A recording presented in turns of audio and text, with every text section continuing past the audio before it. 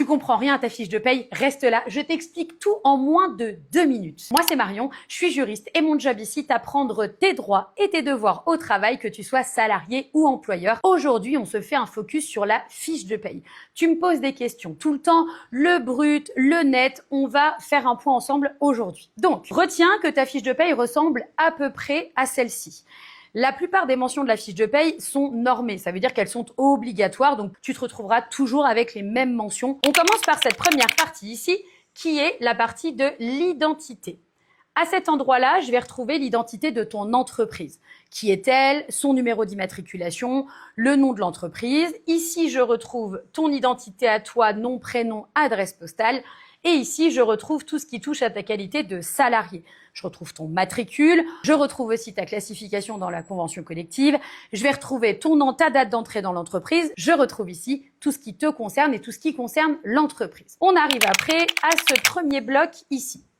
Ici, je suis sur le bloc de ce qu'on appelle le salaire brut. On va donc retrouver ton salaire du mois. Ici, par exemple, c'est une salariée qui a des heures supplémentaires majorées à 25%. On se rappelle d'ailleurs que normalement, la majoration, elle peut aller jusqu'à 10%.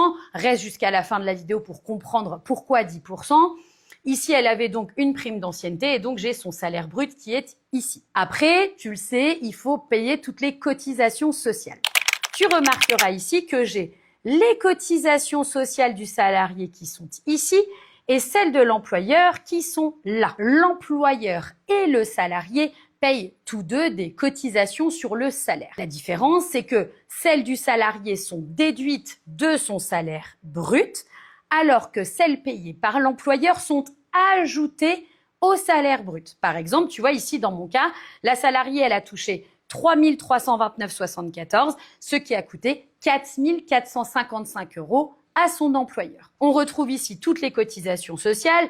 Tu noteras d'ailleurs que l'employeur en paye plus que le salarié. Ça, j'aime bien te le montrer à chaque fois. Mais tu vois, par exemple, le chômage, c'est une cotisation uniquement patronale, pas du tout salariale, comme la sécurité sociale, par exemple. Une fois que j'ai retrouvé tout mon bloc de cotisations, je vais après retrouver les totaux. Ici, je vais retrouver quoi? Je vais retrouver tes forfaits transport si tu en as, je vais retrouver le montant de ton aide sociale et le montant à payer avant l'impôt sur le revenu. L'impôt sur le revenu, on vient le déduire après. Par exemple, tu vois, ce salarié-là, il a un taux de 4,6%. Donc, on prend le salaire qu'on lui doit, on enlève les 4,6% et c'est l'impôt. Et après, je retrouve donc ici le net à payer pour ce salarié. Pour un salaire de 3 329 €, le salarié va percevoir 2 589 € et l'employeur aura déboursé 4 455 €. Et dernière partie ici, le cumul de tes heures et de tes congés payés. Note toutefois que bien que le suivi des heures soit obligatoire, celui des congés payés n'est pas une mention obligatoire de la fiche de paye.